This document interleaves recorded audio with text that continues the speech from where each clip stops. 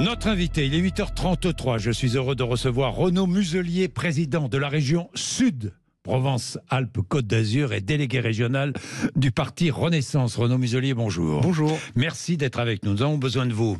Vous allez comprendre pourquoi. Initiative politique d'ampleur, annonce l'Élysée.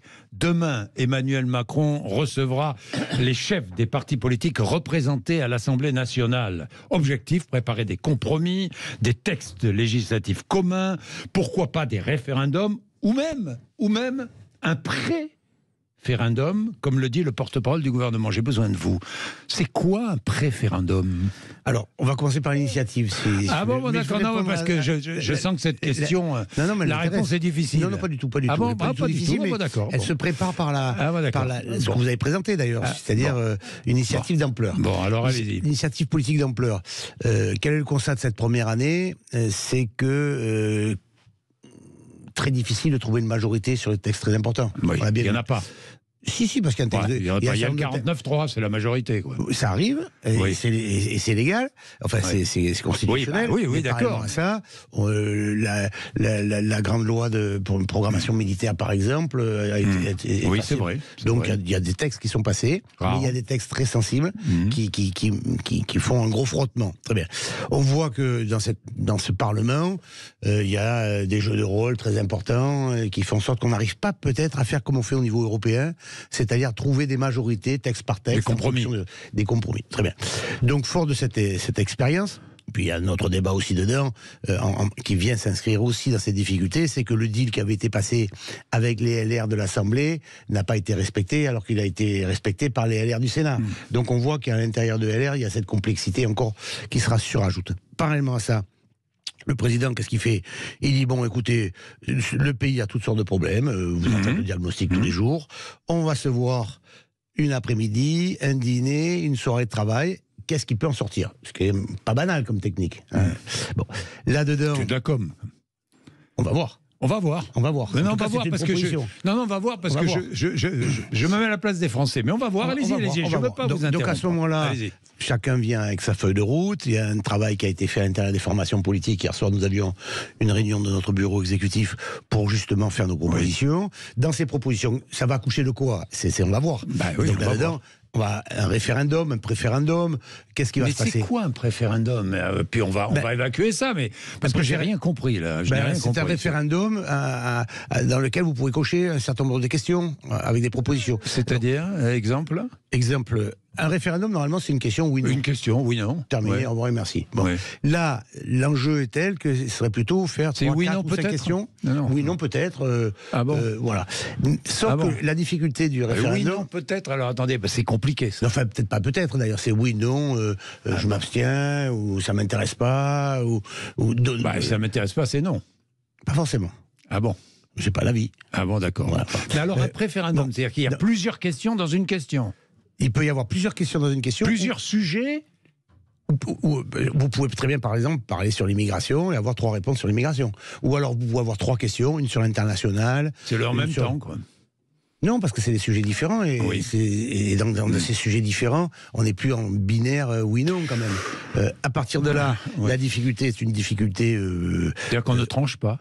Si, on tranche, puisqu'on peut valider ensemble. Si oui, non, on ne tranche pas. Si les chefs de parti se retrouvent autour du président de la République, ils disent, par exemple, sur l'international, ou sur l'Europe, ou sur la présence au Niger, ou sur notre soutien à l'Ukraine, il peut y avoir toutes sortes de questions là-dessus sur l'international qui peuvent intéresser les Français. Ou en tout cas les chefs de parti qui sont représentants, et qui sont les représentants du peuple français. Quelle proposition à Renaissance allez-vous faire ? Ce que nous avons validé hier, ce sont un référendum avec entre 3 et 5 questions, avec de l'international, du national et du pouvoir d'achat. Donc un référendum, vous demandez l'organisation d'un référendum, on est bien d'accord ? Oui. Un référendum avec plusieurs questions à l'intérieur de ce référendum. Exactement. Une question de politique internationale. Oui. Une question sur quoi encore ? Immigration ? Oui, nos rapports à l'immigration, comment le traiter, etc. Alors après, il faut voir comment ça se... Oui, une question sur l'immigration, une question sur la sécurité. Oui, bien sûr. Et encore et les institutions. Et une question sur les institutions. Ouais. Donc c'est 4 questions. Un référendum avec 4 questions. Ça peut être plus ou ça peut être moins, parce qu'après il y a le débat. Mais en gros c'est ça. En gros c'est ça. Voilà. C'est-à-dire un référendum avec 4 questions. Entre 3 et 5 questions. Bon. Mais alors est-ce que c'est possible dans le cadre du référendum? Est-ce que la Constitution ou la loi nous permet... Vous compliquez les choses, là.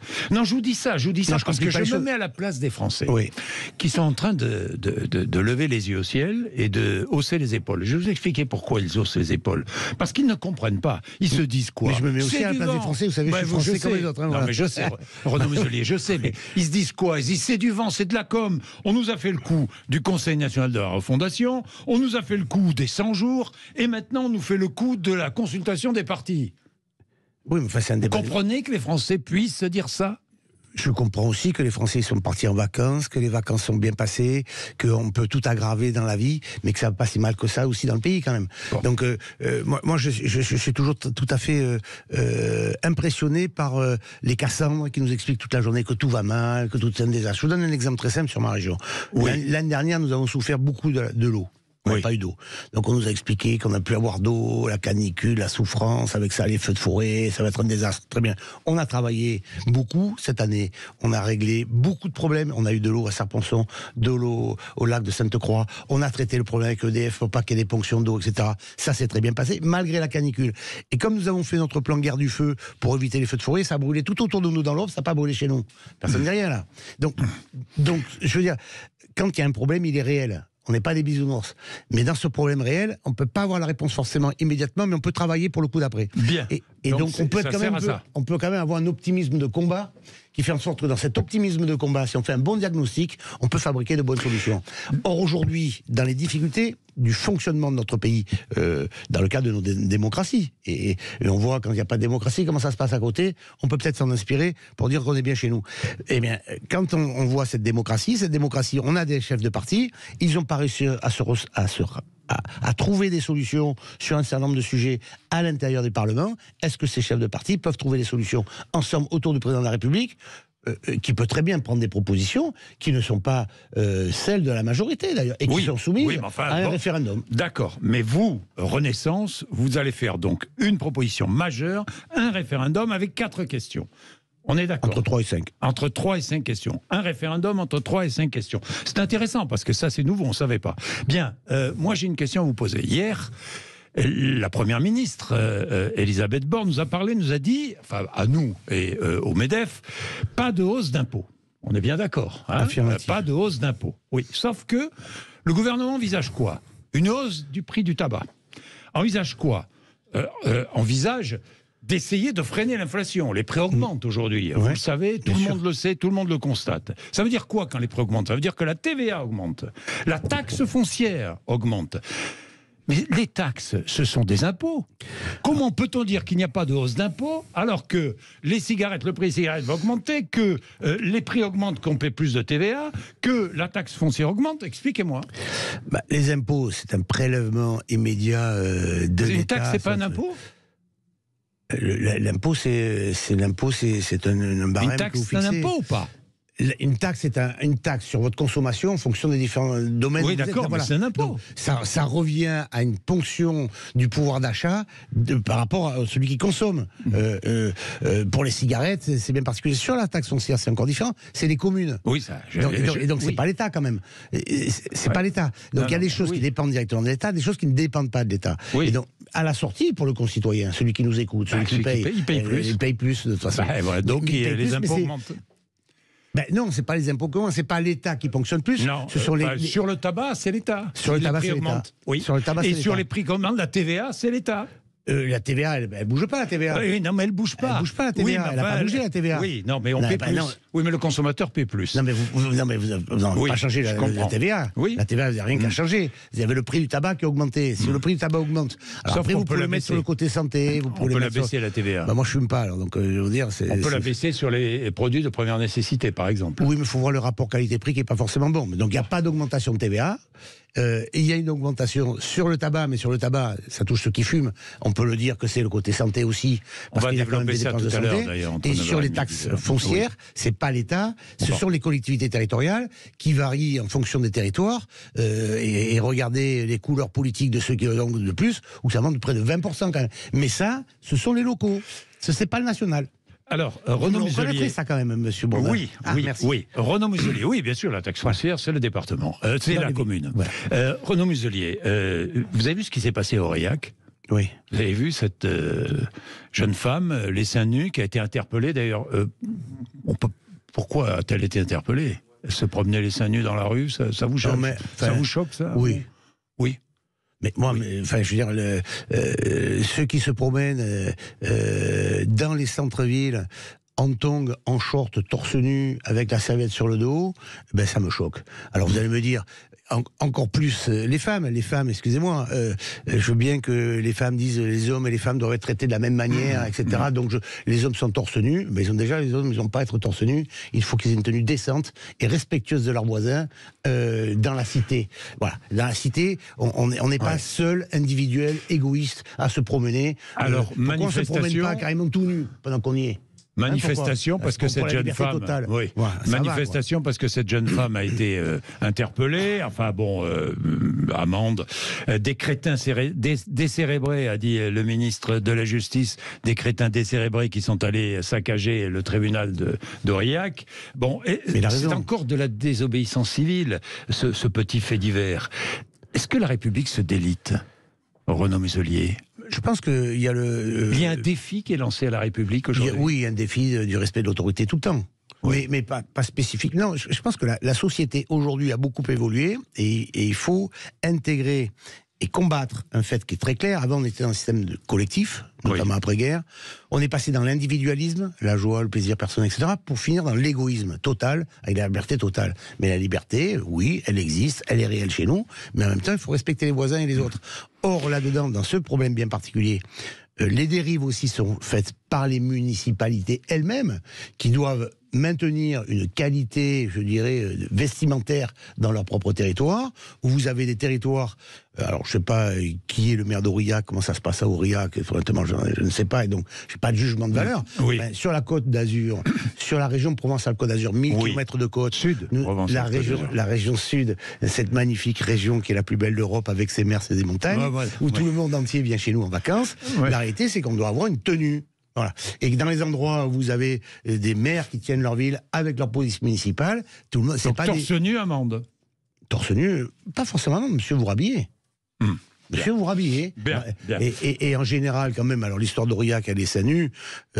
Dans la région, la nôtre, qui est une région touristique où il fait chaud, on n'a pas de femmes qui se promènent en seins nus. Donc c'est quand même un problème particulier. Alors peut-être qu'à Aurillac, il n'y a pas d'air, c'est au fond d'une cuvette, et il fait très chaud, et les femmes ont envie de se mettre seins nus. Mais enfin bon, c'est quand même, il faut un peu de décence, voilà. Bien, Renaud Muselier, un enfant de 10 ans tué par balle à Nîmes, des trafiquants qui se tirent dessus régulièrement à Marseille, le trafic de drogue installé au grand jour dans la plupart des villes de France, des ventes de Kalachnikov, d'armes de guerre qui sont réalisées au grand jour, on vend, on achète.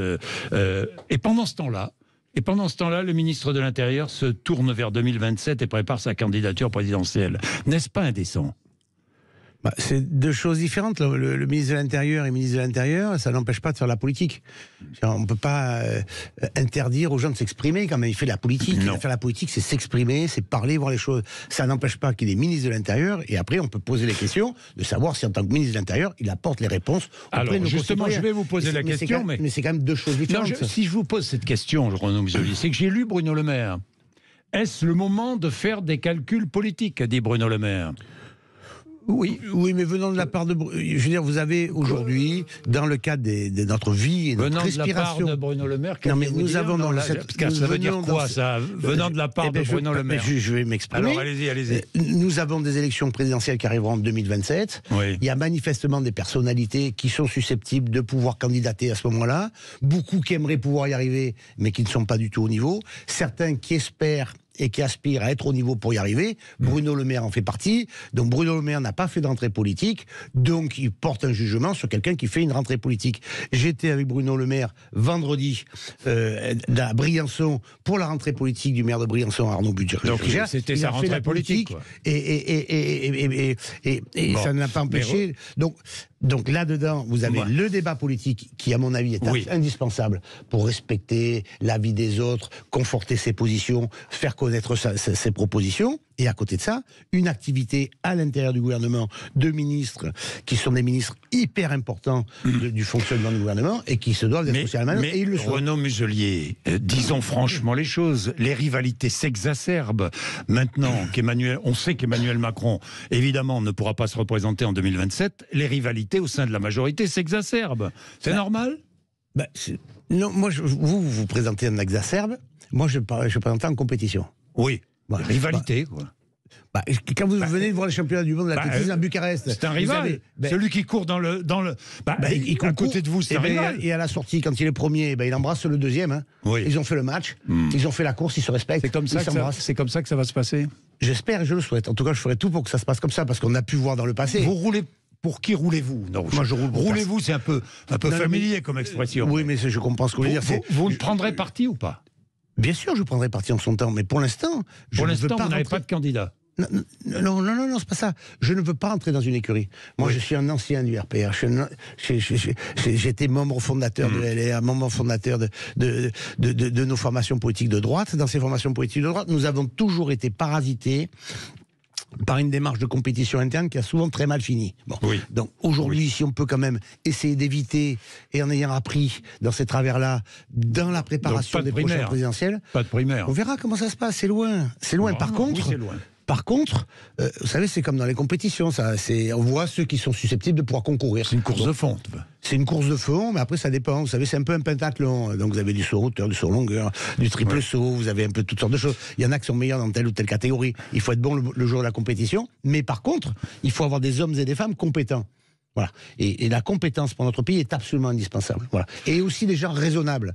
Ceux qui savent se parler, ceux qui savent s'écouter, ceux qui savent se respecter et ceux qui savent travailler. Et ça, c'est pas si fréquent dans les formations politiques. Avant de songer à la succession, songez à gouverner, vous rétorque Éric Ciotti. N'a-t-il pas raison? Lui, il a tort depuis le début, donc de toute façon, il reste dans son erreur. C'est-à-dire, il a tort depuis le début. Il a toujours tort, quoi. D'ailleurs, chaque fois qu'il soutient quelqu'un, il perd. Donc ça, déjà, ça devrait être une martingale, quand même. Donc il vaut mieux ne pas être soutenu par Ciotti, parce que quand vous êtes soutenu par Ciotti, il perd. Enfin, donc Laurent Wauquiez va perdre. Je lui ai dit à Laurent, je t'invite à t'éloigner. Mais vous lui avez dit. Bien sûr. Je t'invite à t'éloigner. Il faut s'éloigner d'Éric Ciotti, quoi. Mais on voit bien que cette famille politique ne propose rien. On voit bien que et je reviens sur ce que je pense fondamentalement, il y a dans cette famille politique que vraiment j'ai beaucoup adoré, aimé, servi et qui m'a bien rendu d'ailleurs, des gens de gouvernement qui ont une vision gouvernementale, et on les a au Sénat, sous l'autorité du président Larcher en fait, parce qu'il y a des anciens ministres, il y a cette dimension, cette vision, cette capacité d'action, et à l'Assemblée vous avez toutes sortes de jeunes, non sans talent d'ailleurs, mais qui se gâchent. Parce qu'ils n'arrivent pas à comprendre qu'à un moment ou à un autre, il faut additionner pour gagner. Et eux, ils ne font que se recroqueviller. Donc au fur et à mesure, vous vous rétrécissez comme une peau de chagrin. Et donc plus vous rétrécissez, plus vous restez sur votre camp dur, plus vous radicalisez votre discours, plus vous rétrécissez. Et donc ils sont dans un cercle infernal qui va les amener à la destruction. Événement, le 23 septembre, la venue du pape François. Ah ouais. C'est un événement, ça. C'est magnifique. Vous préparez cela Alors, il vient à l'initiative de l'archevêque de Marseille, Monseigneur Aveline, qui est devenu cardinal, qui a proposé au pape de venir à Marseille, terre bénie des dieux, pour la réunion épiscopale de tous les archevêques de la Méditerranée. Il y aura plus de 60 qui seront là. De mon côté, la région Provence-Alpes-Côte d'Azur, nous avons engagé très tôt l'Union pour la Méditerranée. Dans l'Union pour la Méditerranée, on va réunir tous les présidents de région, quoi, les Wallis, les Wallahs, les gouvernorats, de tous les bassins méditerranéens, ce que je fais tous les ans. Mais là, on va le faire pour l'organisation du pape, en disant, parce qu'il y a toujours le problème des migrants, qui reste qui donne une donnée très forte là-dessus. On ne peut pas avoir une mer où d'un côté arrive nord. Tous les migrants, demande le pape François. On ne peut pas accepter qu'on se baigne et qu'on soit heureux dans les rives nord et qu'on se noie et qu'on meurt dans les rives sud. Donc, mais qu'allez-vous lui répondre quand il vous demande d'accueillir il faut surtout faire en sorte qu'ils puissent rester chez eux. Tous les migrants. Il faut surtout en sorte de faire qu'ils restent chez eux. Et pour rester chez eux, il y a un certain nombre de clés, de réponses, et je vais essayer de les proposer avec les gouvernorats, parce qu'on a les mêmes problèmes. Nous, on n'est pas des peuples souverains, on est serviteurs de nos nations. Et qu'allez-vous proposer? Alexandrie sont les mêmes que nous. Oui. Et il y a un problème qui est essentiel, c'est l'eau. Oui. Et donc on va faire des propositions sur l'eau, de façon à ce que cette réponse sur l'eau amène déjà une réponse pour rester sur le territoire. Oui, tout faire pour que les migrants ne migrent pas. Exactement. Bon, mais accueillir tous les migrants, impossible. Les frontières, aujourd'hui, la pression frontière... Elle est phénoménale. Frontière de votre phénoménal région. Chez nous. Phénoménal, mais surtout les peuples du bassin 300 personnes interceptées chaque jour à la frontière entre la France et l'Italie. Oui, mais c'est toutes les pressions qu'il y a sur la Grèce, sur l'Italie, sur l'Espagne, sur nous. On n'est pas, nous, les gens de la région sud, hors Europe. On a une pression migratoire qui vient du sud de l'Afrique, qui remonte, qui pose d'énormes problèmes aussi à nos amis tunisiens, algériens, les Libyens qui sont juste en face, ou marocains. Et donc, comment canaliser ça? En tout cas, il faut le faire au fur et à mesure et faire en sorte que les pays se développent. Alors, la difficulté qu'on rencontre, qui est encore un autre problème complémentaire, c'est qu'on voit bien, le Niger est un des exemples, le rejet du système démocratique sur les peuples subsahariens ou africains, fait en sorte qu'ils migrent. Parce qu'il n'y a plus de démocratie. Et donc là, y avait-il démocratie avant? Enfin, ça, c'est un autre débat. On va pas... le président Bazoum était un président, en tout cas, élu. Oui, exactement. Revoir les conditions du droit d'asile ou pas? Faut-il revoir les conditions du droit d'asile? Il faut voir surtout Oui, bien sûr, il faut revoir tout ça. De toute façon, là, il y a quand même il y a un problème d'intégration, il y a un problème d'immigration, il y a un problème de structure républicaine de notre pays. Un projet de loi, un texte de loi est indispensable. J'y suis très favorable, en tout cas. Je m'inscris pleinement dans la démarche de M. Darmanin, ce qu'il a proposé. Bien. Est-ce que vous allez, avec la région Auvergne-Rhône-Alpes, déposer votre candidature pour accueillir les Jeux Olympiques d'hiver de 2030? Oui. Oui. Quand? Nous avons réunion très bientôt. Nous travaillons ensemble déjà.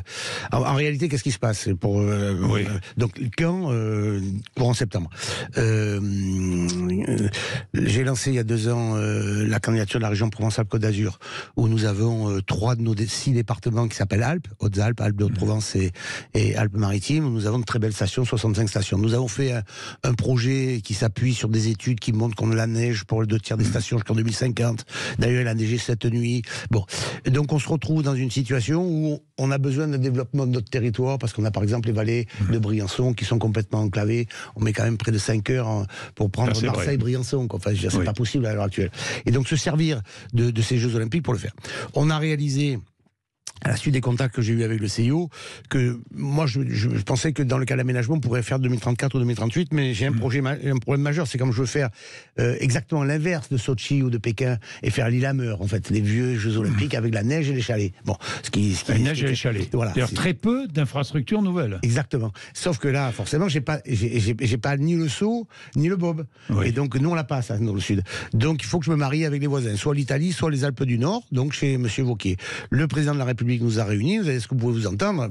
Laurent on a dit oui, on peut s'entendre. Donc on va essayer de trouver une solution pour partager les choses, sachant que le Comité international olympique ne veut pas donner les Jeux à Salt Lake City pour 2030, parce qu'il y a les Jeux d'été. Mais il y a la Suède. Il y a les Jeux d'été en 2028 aux États-Unis. Donc, mais il y a la Suède. Déposez-vous en 2030. Donc on va déposer en 2030. Avec un rival, la Suède. Bien sûr, il y a des compétitions. Toute compétition mérite d'être jouée. Si c'est pas 2030, ce sera 2034.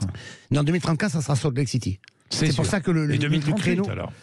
Oui, mais après c'est plus loin, c'est plus compliqué, c'est encore un autre truc. Il y a des jeux intercontinentaux qui fonctionnent, c'est le tour des Japonais. Bon, donc là, il y a une opportunité qui se trouve en 2030. Donc lui, il a quand même des infrastructures, un savoir-faire, un territoire. Il a fait 3 Jeux Olympiques, plusieurs championnats du monde. Nous-mêmes, on a des vrais terrains de jeux alpins absolument incroyables. Et donc, comment faire en sorte d'être intelligent en présentant les Alpes françaises. Et je pense qu'on va réussir à être intelligent. C'est très bien peint. Ça pour une fois, non? Merci Renaud Muselier d'être venu nous voir ce matin. Merci de votre invitation. Sur l'antenne de Sud Radio.